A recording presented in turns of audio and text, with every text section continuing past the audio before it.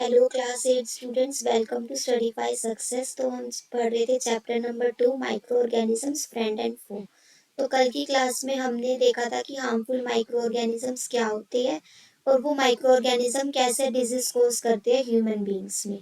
फिर हमने ये टेबल भी देखी थी कि किस तरह से positive micro organism, mode of transmission और प्रिवेंटिव मेजर्स क्या क्या होते हैं।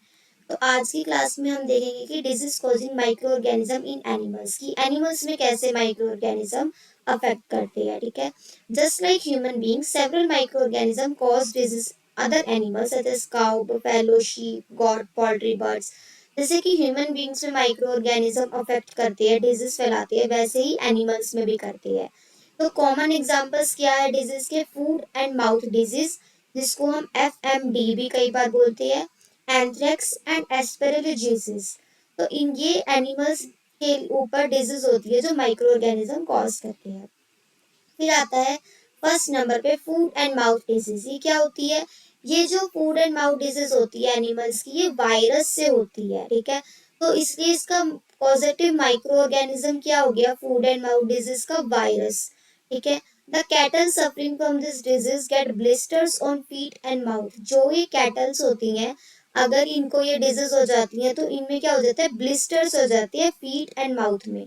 ब्लिस्टर्स क्या होते हैं? मतलब एक रेज एरिया जो छोटा सा होता है वो रेज हो जाता है, मतलब फूल जाता है क्लियरली वाइट लिक्विड से, वाइट लिक्विड।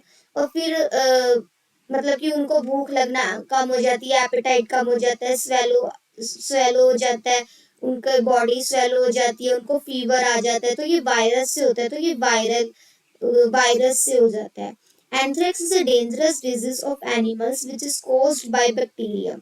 एंथ्रेक्स एक डेंजरस डिजीज है जो कि बैक्टीरियम फैलाती है, मतलब बैक्टीरिया से होती है। तो पॉजिटिव माइक्रो ऑर्गेनिज्म एंथ्रेक्स का क्या है? बैक्टीरियम, जिसको हम बैक्टीरियम एंथ्रासिस भी बोलते हैं। ठीक है, then bacterium bacillus anthracis which cause anthrax disease in animals। सबसे पहले किसने डिस्कवर करी थी ये बैक्टीरियम बैसिलस एंथ्रासिस?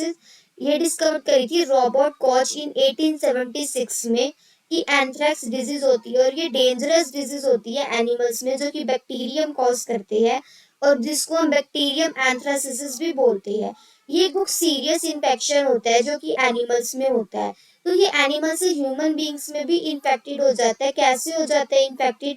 अगर हम उनको इंजेक्शन वगैरह टाइम टू टाइम नहीं देंगे तो ये ह्यूमंस में भी डिजीज फैल सकती है। तो ये कॉमनली हमें कहाँ मिलती है? ये सॉइल में ज्यादातर होती है, ये ट्रांसमिटेड हो सकती है ह्यूमन में। क्यों हो सकती है? क्योंकि इन्फेक्टेड एनिमल से, कॉन्टामिनेटेड एनिमल प्रोडक्ट्स से, जो हम एनिमल प्रोडक्ट्स लेती है वो अगर कॉन्टामिनेटेड हुए, अगर उनको वो एंथ्रेक्स डिजीज है तो वो ह्यूमन बींग्स में भी ट्रांसफर हो सकती है। ठीक है, aspergillosis is disease in animals, poultry birds में ज्यादातर होती है ये, जो कि फंगस से होती है। तो इसका पॉजिटिव माइक्रो ऑर्गेनिज्म क्या हुआ? फंगस। ठीक है, ये फंगल डिजीज होती है एनिमल्स में, एस्पेरेलियोसिस। ठीक है, जैसे कि ह्यूमन बींग्स में होती है माइक्रो ऑर्गेनिज्म से डिजीज, ऐसे ही एनिमल्स में भी होती है और ऐसे ही प्लांट्स में होती है। प्लांट्स में किस तरीके से होती है? Just like human beings and other animals, microorganisms also cause disease in plants. ठीक है, some of the common plant disease कौन कौन सी हो सकती है? रस्ट ऑफ बीट, ये डिजीज के नाम है, rust of beet, citrus canker and yellow vein mosaic of भिंडी। भिंडी को हम ओकरा भी जिसे बोलते हैं। फर्स्ट नंबर पे the plant disease called rust of beet, ये डिजीज का नाम है। किससे होती है? फंजाई, फंजाई से होती है। पॉजिटिव माइक्रो ऑर्गेनिज्म क्या है इस डिजीज का? फंगस। मोड ऑफ ट्रांसमिशन किया? Air and seeds. Mode of transmission कल भी हमने पढ़ा था कि क्या होता है, जिससे वो डिजीज फैलती है। किससे फैलती है? हवा से, या जो प्लांट्स में जैसे सीड से प्लांट्स उगते हैं उनसे। As the name suggests, rust of wheat disease occur in wheat plants। जैसे कि उसके नाम में ही, डिजीज के नाम में ही वीट है, तो ये रस्ट ऑफ वीट डिजीज जो होती है वो किस में होती है? वीट प्लांट्स में होती है। Plant disease called citrus canker is caused by bacteria, bacteria से ये डिजीज होती है। तो पॉजिटिव माइक्रो ऑर्गेनिज्म में डिजीज का क्या हो गया? बैक्टीरिया। मोड ऑफ ट्रांसमिशन क्या है इस डिजीज का? एयर, हवा से फैलती है। Name suggests, as the name suggests, a citrus canker disease occurs in citrus trees। जैसे उसके नेम में सिट्रस है, ऐसे ये सिट्रस प्लांट सिट्रस ट्रीज में होती है, लेमन में, नींबू, लाइम, ऑरेंज एटसेट्रा, मतलब कि खट्टे जो फ्रूट होते हैं ना जिसमें citrus, vitamin C, citrus fruits जिसे हम कहते हैं, उनमें ये डिजीज होती है। प्लांट डिजीज को yellow vein mosaic of bhindi, जिसको हम ये डिजीज है ओकरा बोलते हैं, जिसे ये वायरस से फैलती है। तो इसका पॉजिटिव माइक्रो ऑर्गेनिज्म क्या हुआ, वायरस। और मोड ऑफ ट्रांसमिशन क्या है इस डिजीज का, किससे फैलती है डिजीज, इंसेक्ट, इंसेक्ट फैलाती है। Disease of plants caused by micro organism reduce the yield and quality of food crops. तो ये जो डिजीज होती है प्लांट्स में माइक्रो ऑर्गेनिज्म जो फैलाते हैं, वो जो ईल्ड होती है, जो हमारी ईल्ड आनी चाहिए, उनको रिड्यूस कर देती है, फूड क्रॉप्स की क्वालिटी को भी रिड्यूस कर देती है। तो जो प्लांट डिजीज जो हम कंट्रोल कर सकते हैं, कुछ केमिकल्स डाल के कर सकते हैं जो कि उन माइक्रो ऑर्गेनिज्म इंसेक्ट को मार दे। ठीक है, ये जो प्लांट डिजीज होती है ओकरा, येलो बैन मोसेक ऑफ भिंडी, इनको हम प्रिवेंट कर सकते हैं कैसे, कुछ सर्टेन केमिकल्स आते हैं जो कि in disease causing micro organism या जो इंसेक्ट जो मोड ऑफ ट्रांसमिशन है इस डिजीज का उसको मार दे। ठीक है, नेक्स्ट आता है हमारे पास फूड पॉइजनिंग। फूड पॉइजनिंग क्या होती है, फूड पॉइजनिंग होती है the disease caused due to the presence of a large number of micro organism in the food or due to the presence of toxic substances in food formed by the action of microorganism is called food poisoning। तो food poisoning हम किसे कहते हैं, food poisoning आपने सुना होगा कईयों को, आप कि उनको वॉमिटिंग लग जाती है, उनको डायरिया हो जाता है, पेट में दर्द होता है, अगर वो कुछ खा लेते हैं, कुछ चीज खा लेते हैं, कुछ फूड खा लेते हैं ऐसा कि जिसमें बैक्टीरिया या फंजाई, जो कि फूड खराब होता है, कई दिन का पुराना खाना खा लेते हैं, तो उस वजह से हमें फूड पॉइजनिंग हो जाती है।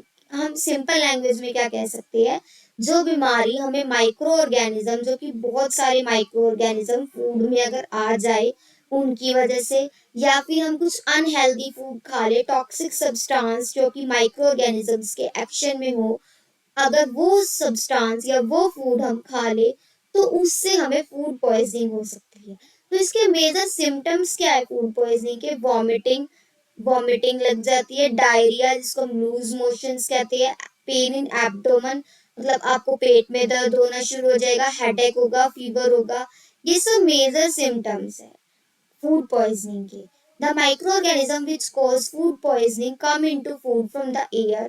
माइक्रोऑर्गेनिज्म कहाँ से आते हैं, फूड पॉइजनिंग जो हमें करते हैं वो आते हैं या तो फूड फ्रॉम द एयर, हवा से आएंगे। डर्टी हैंड्स, अगर आप अच्छे से हैंड वॉश करके खाना नहीं खाओगे तो आपके हैंड में भी बहुत सारे माइक्रो ऑर्गेनिज्म बैक्टीरिया होते हैं जो कि आपके डर्टी हैंड से आपके फूड में जाते हैं।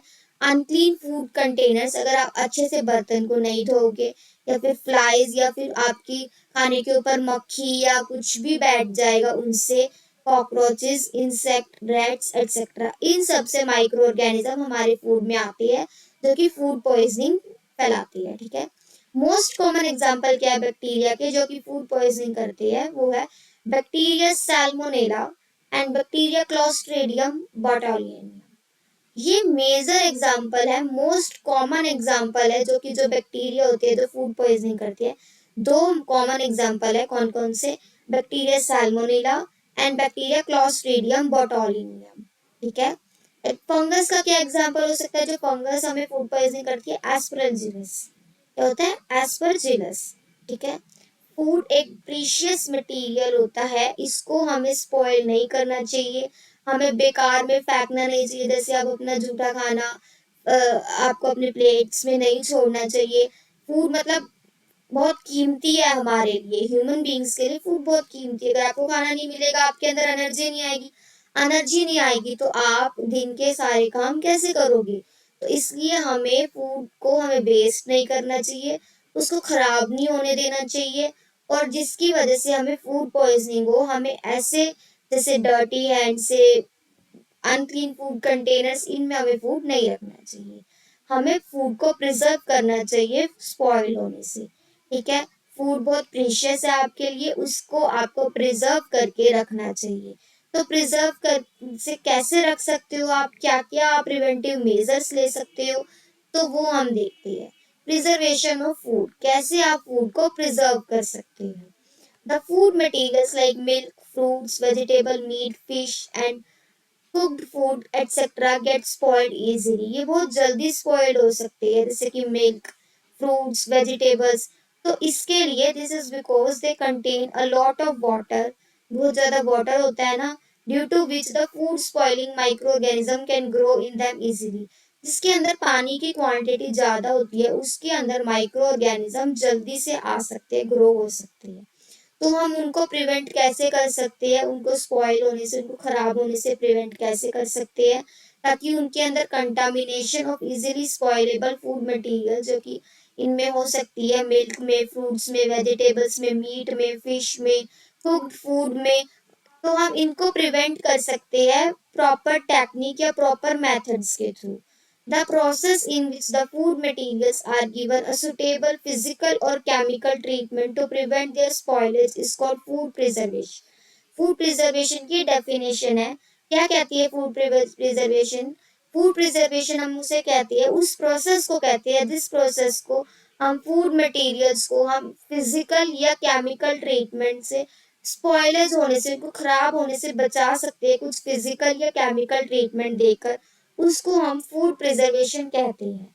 तो कुछ मेथड्स है फूड को प्रिजर्व करने के, ताकि हमारा फूड खराब ना हो। क्या क्या मेथड्स है? फर्स्ट, सन ड्राइंग और डिहाइड्रेशन, हीटिंग या कूलिंग या refrigeration, deep freezing, addition of common salt, addition of sugar, addition of mustard oil and vinegar, use of special chemical preservatives such as sodium metabisulfite, sodium benzoate and citric acid. Ninth number, pasteurization. 10th, packing food in airtight containers. ये 10 methods है हमारे पास जिनसे हम अपने food को खराब होने से बचा सकते हैं, फूड को प्रिजर्व कर सकते हैं।